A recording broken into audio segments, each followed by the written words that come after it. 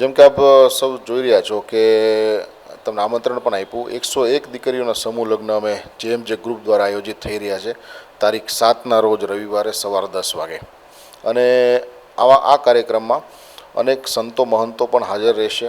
ખાસ કરીને રાધારમણ સ્વામી જે અમારા આશીર્વચન પાઠવવાના છે એ ખાસ ઉપસ્થિત રહેવાના છે. ઉપરાંત રાજકીય મહાનુભાવો, સર્વ સમાજના રાજેશ્રી રત્નો છે, પ્રમુખો છે, આગેવાનો છે, આ બધા હાજર રહેવાના છે. ખાસ આજે જે તે ટાઈમે 2019માં મારા લગ્નની સાથે મેં 87 દીકરીઓને કન્યાદાન કરેલું. મેં ધામે ધૂમે કરિયવર સાથે વિદા કરેલી હતી અને એ પ્રણાલી મેં હજી ચાલુ જ છે. અમારા પ્રયત્નો હંમેશા એવા હોય છે કે દર વર્ષે અમે 101 દીકરીઓના સર્વજ્ઞથી સમૂહ લગ્ન કરાવીએ. જી, આમાં એવું છે કે દીકરીઓના નસીબનું હોય તો એ ક્યાંય એળે જતું નથી. દીકરીઓને હંમેશા મળીને રહેશે. વિઘ્નો જે કહેવાય વિઘ્નો એ માત્ર જે છે એ તો સારા કામમાં હંમેશા વિઘ્નો હોય જ નાના મોટા, પણ સારા કામમાં એ ભગવાન પણ સાથ દેતો હોય છે. એટલે વિઘ્નોથી પરે આ કાર્યક્રમ ખૂબ જ સરસ રીતે આજ સુધી પાર પાડ્યા છે.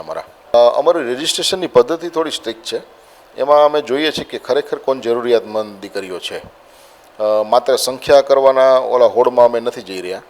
અમારો ક્રાઇટેરિયા જે છે કે 10,000થી વધુની આવક ન હોવી જોઈએ, પોતાનું મકાન ન હોવું જોઈએ, 4 વ્હીલ ન હોવી જોઈએ, પ્લસ કે કોઈ કોર્ટ મેરેજીસ અથવા તો આની પહેલાંના કોઈ છૂટાછેડાના કેસીસ ન હોવા જોઈએ.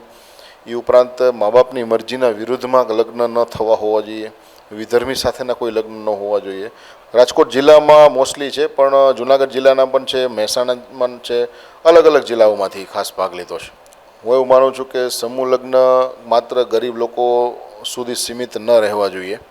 આજે પોતાની શક્તિ પ્રમાણે લોકોએ પોતાના લગ્નની સાથે ભલે ધામે ધૂમે ઉજવો એમાં કોઈ વાંધો નથી, પણ આપણી આસપાસ પણ નજર કરવી જરૂરી છે કે કોને જરૂર છે આપણી. ખાસ કરીને તો 1 દીકરી, 2 દીકરી, 3 દીકરી, 5 દીકરી જેવી તમારી કેપેસિટી મુજબ તમારે આ અનુદાન મારો અનુરોધ છે કે કરવો જોઈએ.